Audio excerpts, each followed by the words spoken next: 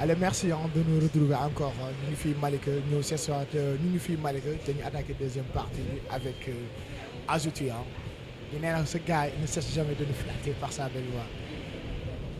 As you moo tuddee woon Gibson Mr Loverman damay sàcc tur boobu tuddee ko Azouti ne ko Mr Loverman mais tey daam keneen ku ñun daanaan bu mag dem nañ caare fële si mais fekk fa muy répété mu joué kabana këram def sa machin soit rose tey dañ dafa ñëw fekk si émission suñu hip hop ñëw épaulé frère am Azouti.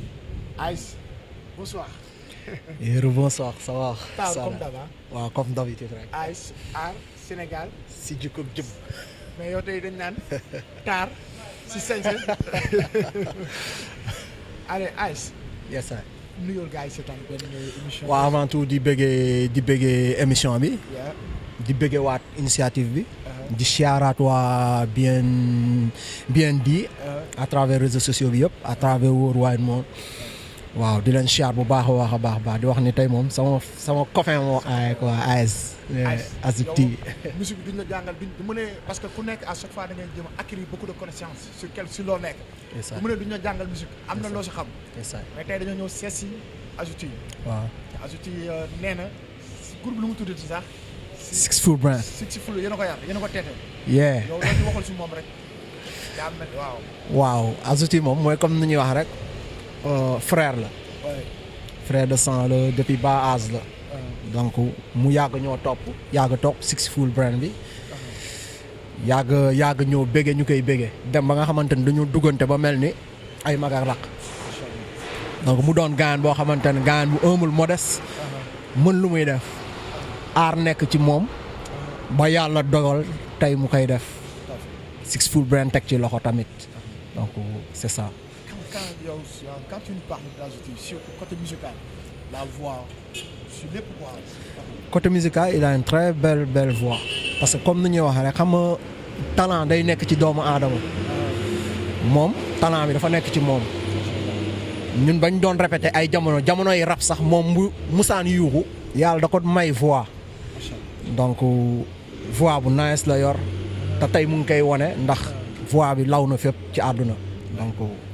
mooy loolu. su amoon yenn tettal. parce que yenn tettal yoo koy jaay parce que tamit xam nga art dafa yaatu. art yaatu te musique. monde la quoi géej la. ku nekk war nga see am sax leen loo xam ne war nga ko si mën soo koy jox yenn tettal ay conseils yoo xam ne da nga koy jox noonu. moom mooy instant bi moom mu ngi ci lancé boobu parce que boo xoolee ay début am daawul def musique live. te léegi mu ngi ci musique live. live yombul. donc si ngay xam ne ni mu ngi ci ay tànkam. ndax dañuy naan tepp moo gën yuréet mais moom mu ngi koy teppal et puis mu ngi avancé parce que boo xoolee démb playback la doon def tey bu demee bay ñamee engagé wu di def ay dîner de gala di teg orchestre si ginnaaw mu koy accompagner muy jouer donc loolu avancement la donc luñ koy ñaan moom mooy na gën a yokk rek affaire yi moom amul secret liggéey la rek. tout à fait. léegi yéen puisque sànq nee naa tettal. amul secret muy liggéey. léegi ay si xamoon na deux tase woon nañ kabana. yes. waaw maa ngi leen di waajal benn affaire ci Paki. Inch'Allah. mais bëgguma ci gën a prononcer comme tey sama doom nday moo ay Azouti. donc ci moom rek laa mën a wax quoi mënuma wax tey ci as. dañuy sàcc loo xam avant bu dañuy sàcc si loo ñuy waajal. waaw mais mooy li ma la wax rek. Paki maa ngi waajal ay affaire donc mais tey Azouti la donc baal ñu sargal Azouti bu baax a baax parce que xam nga talent la boo xamante ne àdduna da ko war a découvrir. ci banlieue mu nekk nii instant yi nii ak musique bi xam nga banlieue ak musique bi. waaw mais mu ngi osé parce que mooy comme ni ma la wax rek gi nga c'est la première fois Malika fii ñu def fi dîner de gala boo xamante ne orchestre la ñuy teg muy xale bu ndaw jeune di ko def donc loolu ça promet quoi. ça promet moom mu ngi ci kawam na gën a liggéey rek na gën a liggéey et puis muy osé te d'ailleurs tout à l'heure moom cité na la ko. bëtam du Malika kese peut-être dañuy naan bëy ci sa weeyu tànk mais ambition am jéggi na Malika daal donc di ko ñaanal rek yàlla jàppale ko ci carrière bi xam nga li mu ci namm moom moo ko xam yàlla na ko ci yàlla defal sutura waaw lépp luy safaan ma nag na yàlla na ko yàlla dàq quoi te et puis day nice quoi parce que xol bi yaatu na. One Love Azouti blaise off dinañ ko dégg wala géej bi nga jàkkaarloo. waaw damaa xaw a sedd da nag. nga xaw a sedd ah. waaw Allez Fatou Bintou ça va. ça va bien merci. Fatou Bien. Bintou ñoom Malika c'est seen artiste Azouti. Waaw. Azouti nag. ah Azouti de xam nga su may wax moom nañu yaakaar ne dama ko faral. ah waxal rek gars yi ñuy seetaan dañuy xam ndax. dañu ko waaw faral léegi faral xanaa mu jéem rek. waaw ndax Azouti sama frère la avant tout. man ak ay rakkam ñoo bokkoon école yi ñu doon jàngee. ñu dem nag ba Azouti man ma nangu ko ci sama xarit yooyu. waaw ma magoo ko aussi mu doon sama frère yaa ngi comprendre ñu yàgg nag mu doon ku baax ku ma bëgg lépp lu muy dugg lu ne il faut mu woo ma yaa ngi comprendre man mannequin la voilà agent jou et laa nekk. après nga jaar service commercial dégg nga. waaw ba tey mën naa nekk waaw. léegi moom su ko neexoon mën na maa xeeb parce que si staff bokk naa si ñu si gën a tuuti mais lépp lu muy def il faut mu woo ma laaj ma sama avis et tout ça donc man maa ngi ci ginnaawam ci côté yëpp ci muy neex ka muy naqari. noo ko gisee nu muy nan lay dundee ak yéen quoi parce que xam nga artiste mooy loolu quoi su commencé def ay dîner de gala di ko feesal. waaw loolu moom dëgg la Azouti noonu la dundee moom quoi fii nii Malika. dara changé wul au contraire bu la séenee sax faa mu taxaw barki démb rek fee ci tali bi maa ngi dox di gisuma ko woon sax mais def na tout ba ma gis ko Fatou Bintou mu taxaw wax ak man après mu dem wàcce boppam la gën a def yaa ngi comprendre baax na amul daal man daal macha allah ci li ma mënti wax ci moom yaa ngi dégg moom yëgul taaram te yëgul staram it. dégg nga lu mu wax waxaat ko dolliwaat ko. ma ne yëgul taaram te yëgul staram. mais foofoo neex. waaw yëgul taaram yëgul staram te ñu ni it ci staff bi lañ bokk. c'est ça mais staff bi ban poste nga si wax yow dañ la war a jox communication.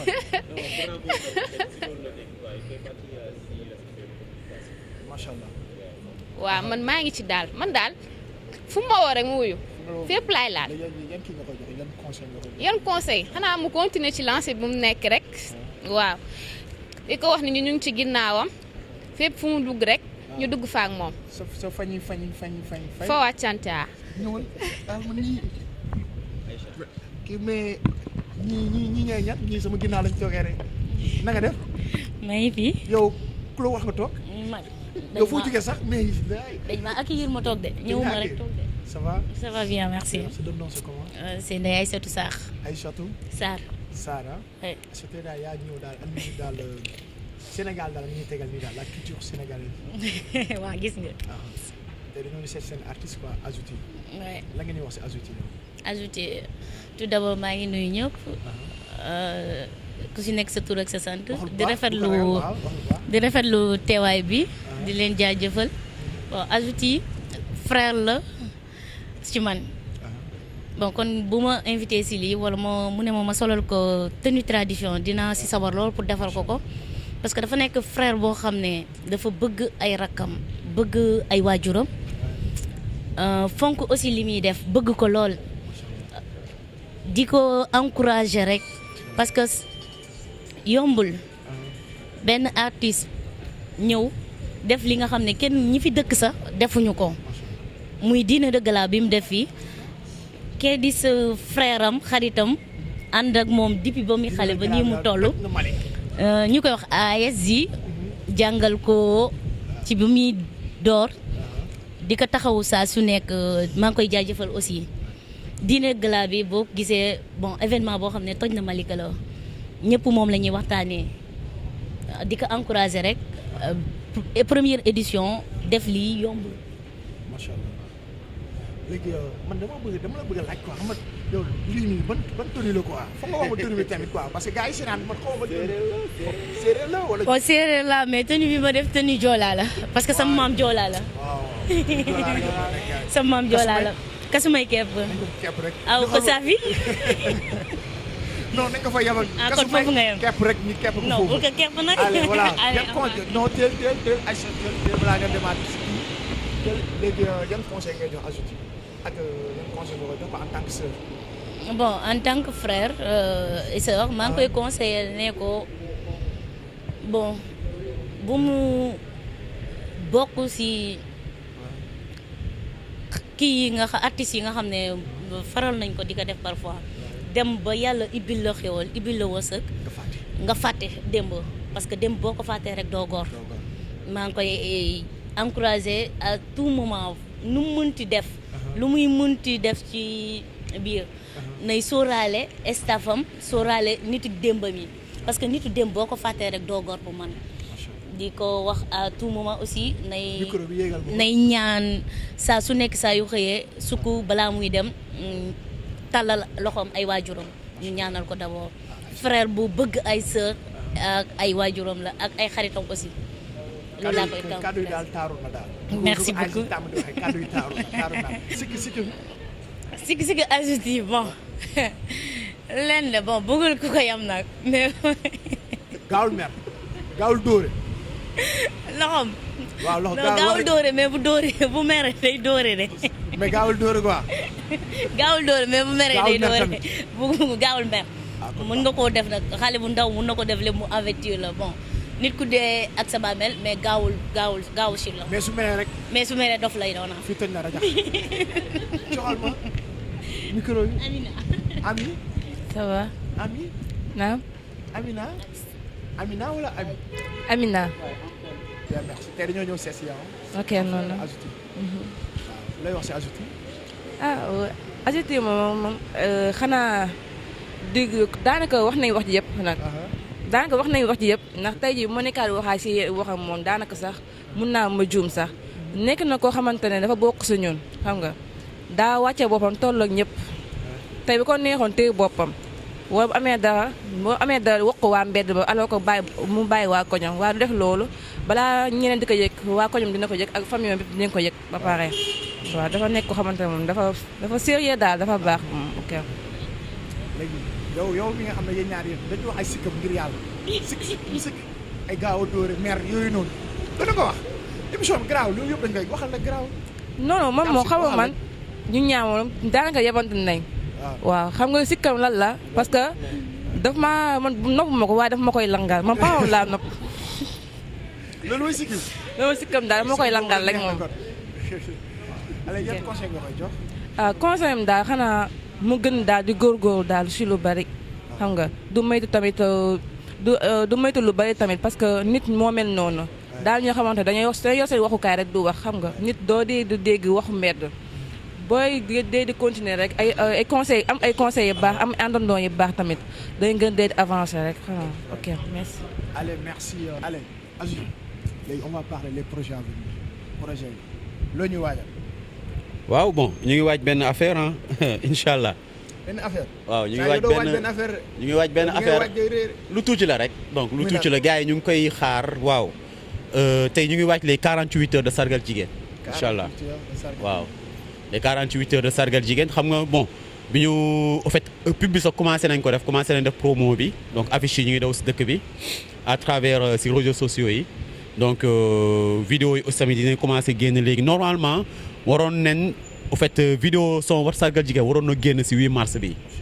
mais biñ ko waree tourné parce que tournage boobu yàggul noo ko waroon tourné fee suñu dëkk Dionewar di nuyu waa Dionewar aussi tamit parce que xam naa après dinañ ko seetaan donc par YouTube donc damaa amee woon bëñ yow gis nga ne émission bi sax après dañ ko pousse quoi dama amee woon bëñ xam nga lex bi daal di neewi donc xam nga loolu mënu ma si def vidéo donc ñu ne yàlla moo ko dogalagul donc comme que ñun basé wuñu si 8 mars rek pour sargal jigéen loolu tubaab mooy tappale rek di jël benn fan di ko jox jigéen mais waaw maa wax loolu 365 jours lépp la nga jox jigéen. mooy ne jigéen saa yoo xëyee yaa ngi koy sargal waaw ñun fu ñu toog nii ñu ngi sargal jigéen quoi parce que li ñuy def nii pour am si teraanga la wane suñu bopp am si teraanga la te tey soo nee uti teraanga rek mooy soit pour sa soxna la wala sa yaay. les 48 heures wax ñu 48 heures nan lay. waaw les 48 heures de sargal jigéen. donc ça sera 2 journées lay nekk. 2 journées. donc première journée bi day nekk consultation gratuite. ak fii Malika ak docteur Ndeye Fatou Ndoye ak docteur Kassé consultation gratuite après ñu may leen ay comprimés. waaw ak feebar boo mun ci am incha allahu rabi léegi ngoonement bi ñu def sensibilisation sur le paludisme ak conférence sur le paludisme ak docteur Ndeye Fatou Ndoye léegi mayewaale ay sànke léegi suñu voilà incha allah ñu ko defee si UNESCO bu Malika léegi suñu xëyee ñu def benn caravane defaale setal ak monsieur le maire parce que déjà maire bi ñoom ay partenaires lañ déjà ñoom ñoo ma gën a poussé sax ne ma def ko parce que bi ma ñëwee ba bindal leen projet bi teg ko ñoom ñoo ma ne def ko ak le secrétaire municipal. en fait du ma la dagg sax mais damay lancer benn appel quoi solennel maire yëpp dañoo waroon def comme maire Malika lu mu def ñu jàppale artistes yi nekk seen biir gox. parce que artistes yi nekk seen biir gox yoruñu dañuy wax rek mais yoruñu dañu bëgg a def concert ñu xam ne ñu defee concert dañu bëgg a def ay manifestations même promoteurs yi sax yoruñu mais dañuy am envie organiser parce que ñoom ñoo nekk sur le terrain te kuy organiser pour gox bi neex pour commune bi neex mu ngi jàppale maire bi quoi ñun tamit ñu ngi remercier maire Malika lu mu defal ajouté ñu bëgg na maire yi nekk Sénégal ñëpp ñu jàppale artistes yi nekk seen koñ ndaw yi nekk seen koñ am ay projet ñu def tout ba ñu réaliser ko quoi ak on continue. waaw donc soo gisee même si côté boobu côté maire bi sax soo gisee ma gën a am accès si maire bi c'est vrai que monsieur le maire moo après lay xam ne man je suis le fils de mon père parce que mook sama papa am nañ relation depuis xale ñoom ñaar ñoo jàngadoo mais dafa am ñu may gërëm aussi ñoo xamante ne mooy Sita mooy Talibé Bamba ak Ndo Sita Sita yow daal baa ngi lépp nga ratissé yow dem nga jàmm gën yow dem nga Guédiawaye dem nga Parcelles. non mais Sita bon bokk samay staff mais ñun dañoo nekk benn groupe boo xamante ne donc ñun 4 personnes lañ koo xamante ne man ak samay staff Sita ak staffam léegi 2 personnes ñeneen ñu si rax mooy Ndo mooy des wàllum suñu communication ak Madi moo nekk Sen TV donc soo xoolee si côté communication yi ñu doon def yëpp Ndo moo ko resoon ak Madi donc si côté promo bi ak yeneen ñu doon def pour am doole yëpp man ak Sita ñoo ko doon dox donc yu si bëri à part samay staff yu ñu doon dox quoi donc soo xoolee accessibilité bi ma amoon biir mairie ba mairie bi aussi tamit gën a accepter sax liggéey ak man donc mun naa ne ñooñu ñoo ma gën a may doole si yooyu ak aussi tamit projet bi ma leen tegal bu am doole bi ma leen tegal aussi. non caravane bi en fait caravane bi am na lu gën a am importance mooy caravane bi suñu def caravane bi di defaale set setal di tax sax monsieur le maire di ñëw ak le secrétaire municipal ak ñoom Sita ak yenn artistes parce que maa ngi invité aussi tamit artistes Malika yëpp et ça y comprend ak sama gars yi ñoom AS parce que ñoom AS tamit mu ngi si projet bi parce que moom dafa toog ne peut-être man lañ invité tey mais moom mu ngi si projet bi parce que projet la boo xamante ne bi ma koy bind yàgg na du en fait projet bi moo jiitu dîner de gala bi mais peut-être am na si xam-xam am na si conseil yu bëri yoo xamante su ma demee bay oser sax di ko def moom mii moo ma koy conseillé comprendre nga parce que caravane bi day nekkaale setal journée sans plastique c'est-à-dire dañuy wër banlieue bi yëpp Kër Massar Malika Yëmbal parce que bàjjenu gox yi yëpp essayer de comprendre ministère de la santé ñu jël plastique buy traîner si mbedd bi ñu for ko. mais foog nga wax gars yi luy plastique ay mbuus. mbuus sonné plastique mën na ñëw fekkee nit sonné plastique dañuy sumi ko. non quand fekkee nit sonné plastique ñoom gars yi ñu ko sumil tey journée non. Sarr da nga grave quoi. non dañoo ay mbuus. ay mbuusu ndox yu ñu sànni.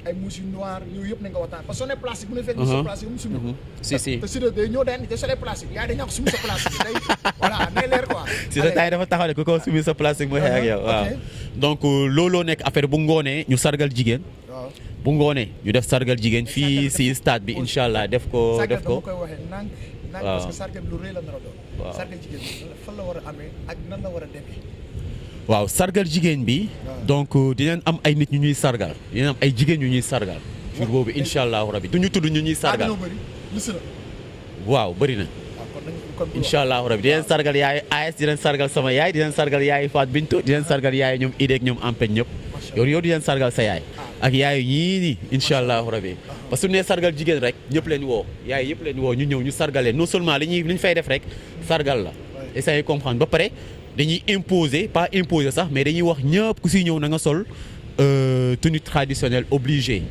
c'est-à-dire pas tenue traditionnelle mooy bubu grand bubu wala dara parce que bëgguñu. c'est obligatoire de. amul non xam nga man sama c'est obligatoire. waaw parce que bëgguñu tey benn Fat Bintou ñëw sol nu ko neexee benn ku dem soirée. benn sama yaay booy ñëw sol benn ndoket. ñu isolé ko ñoom ñaar du ñu bokk fu ñuy toog bëgguñu kii toog fee kii toog ñoo doon bëgg ñëpp booloo fu ñu nekk. incha allah rabi. bañ na ko sax ba jigéen sax mooy présenté jour boobu incha allah rabi. mooy def présentation bi. exactement si place bi lañ nekk nii quoi.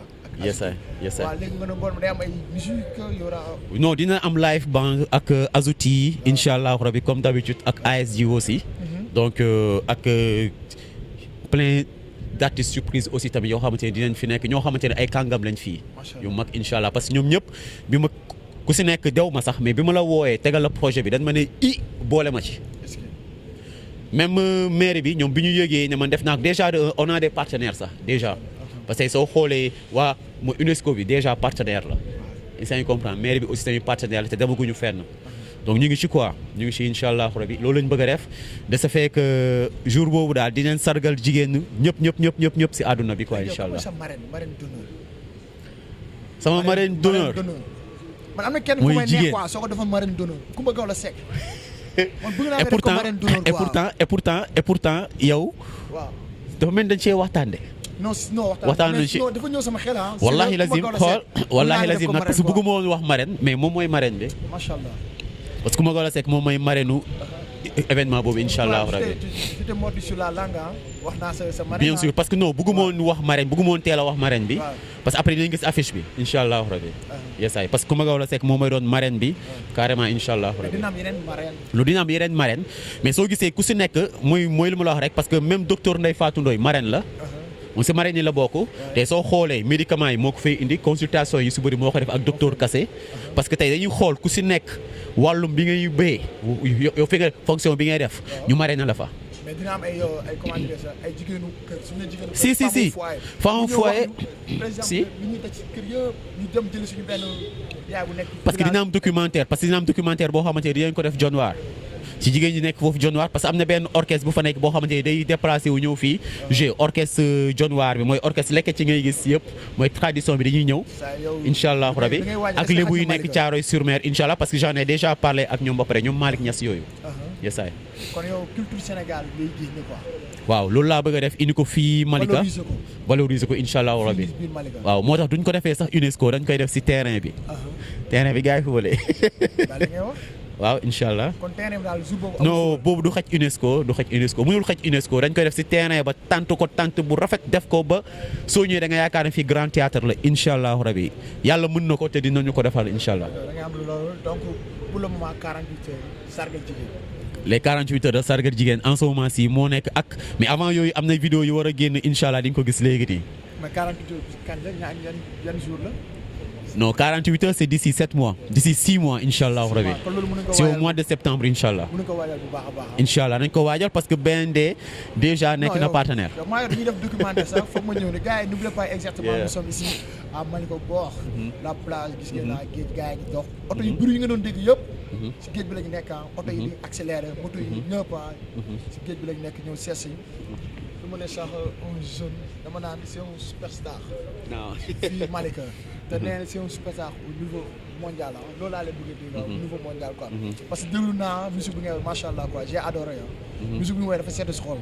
saa da nga déglu musique parfois t'as pas même pas envie d'écouter mais am na musique am su koy déglu day sedd sa xol quoi day dugg si biir xol bi sedd fa guy macha allah léegi adjectif noo gisee dina am na y a des grands parce que foog dama ko xawoon fàtte am na grands yi nekk fii di organiser ay événements comme ñu mel ne ay Awadi est-ce que yéen gis ngeen seen bopp di teg événement yi rëy ak récemment Awadi organisé woon benn événement organisé na fi woon benn événement andi fi Davido pourquoi pas il n'a pas coopté les artistes par exemple sénégalais moo ne fa ay yow noo gisee événement yi ñuy teg ñu koy teg ay maison culture yu nekk fële Douta Seck yow est-ce que gis ngeen seen bopp yéen en tant que artiste banlieusard. bon man non man moom franchement en fait on m'a jamais invité si genre yooyu man je suis tout le temps si Fosco yi laay nekk ak yenn spectacle yi nga xamante ne ay seen yenn partenaires yi ñoo koy teg et c'est comprend ou bien waa Vibe Radio donc ñoom digital wala ay DJ Royo Solat ñoom ñoo koy teg mais pas ay Awadi donc non. gisoo leen seen bopp daal yéen banlieusard.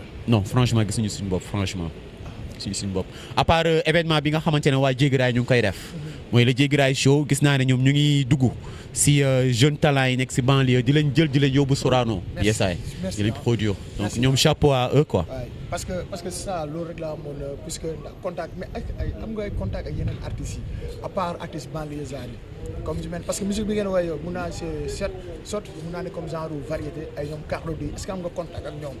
yeneen artistes yi quoi. bon Carlou D non mais soo xoolee tey man mooy li ma la wax rek tey Fara Freddy tey su ma ko bippoon léegi daf may woo Ndongo Daara ji donc Mambala ñoom ñëpp am naa ak ñoom ay année yoo xamante ne daan na nekk yow Thiandoum Brothers donc DS The Line from Suisse aussi tamit donc yow sa partenaire moom l'autre fois di ko féliciter aussi tamit si concert bi mu doon def France fële ak ñoom Fata effectivement aussi tamit man ak moom dund nañ Mariste donc fréquenté naa ko mu nekk gaañ bu cool aussi am nañ même waa Buzz Lab aussi donc j'ai pu les fréquenter aussi ak Aro waa coalition Ñamu Mbaam donc ñoom fréquenté naa leen bu baax a baax a baax a baax quoi yesaay ak Deep Dose yenn artistes yi quoi franchement de toute façon man mooy li ma wax rek maa ngi si benn yoon boo xamante ne donc c'est vrai que ñu bëri ñu ngi naan war na am foo wéeru pour mën a génn mais man dama gëm sama bopp dama gëm ne man sama bopp man kese sama voix war na ma mën a yóbbu fenn fépp ak sama fit quoi franchement basé wu ma si Awadi wala basé wu ma si kenn c'est vrai que ce sont des grands yoo xamante ne remercie fi dama leen jox respect parce que dama leen di get ay références leen ñoo xamante ne soo leen joxul respect tey yow sa musique doo ñëw ma doo si réussir mais du sax jaar yoon comme xam nga mais tey man dama gëm sama bopp avant tout quoi yesaay lu duuf si nag li xajul si cin li yesaay dernier mot sang ñu woon si genre monsieur gars dernier mot. En fait maa ngi gërëm franchement maa ngi remercier waa BND production avant tout maa ngi di remercier aussi seen déplacement bi ñëw fii ba Malika sori na lool fi ngeen jógee donc di leen wax gàcce ngalaama aussi waa BND yow Sada maa ngi lay remercier yow sa équipe yëpp maa ngi remercier di remercier aussi samay staff ñi fi teew ñëpp sama famille waaw ku su mel ni Fat Bintou maa ngi koy remercier di remercier Ndeye Sarr sama sister Amina ñu mu ti Ampen gelu payi moom ma koy arrangé pour mu nopp moom yi woyulu maa ngi gërëm aussi tamit Idi donc di gërëm Ndiogu di ko gërëm bu baax di gërëm Basirou aussi te Basirou di gërëm Basirou Badji nga xamante ne moom teewu fi mais moom l'infatigable moom mu ngi ci moom franchement te su ma demee ba am yenn doole yi sax moom la bas moom nee naa moom mu ngi nekk benn garab la boo xamante ne ku nekk mën na si lekk quoi franchement te moom du taay